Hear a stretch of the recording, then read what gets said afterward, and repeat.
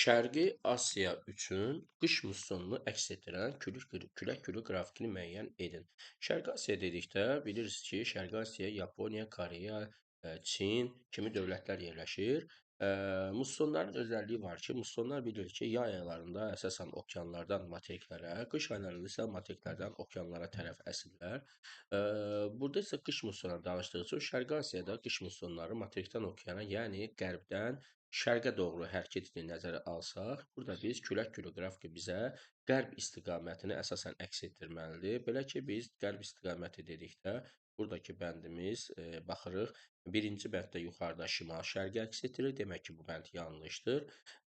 Digər bəndimizdə şərq tərəfi əks etdirir. Demək ki, burada da yanlışdır.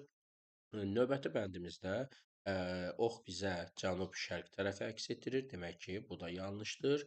Və digər bəndimizdə isə cənub-qərbə əks etdirdiyindən, demək, bu bənddə bizim üçün yanlış olur. Və bizim axtardığımız bənd qərb bəndi isə qərb kimi gələn ox, bəli, gördüyünüz kimi, bax, bu bənd doğru bənddir. Demək, külək əsasən qərb istiqamətindən daha çox əsməlidir.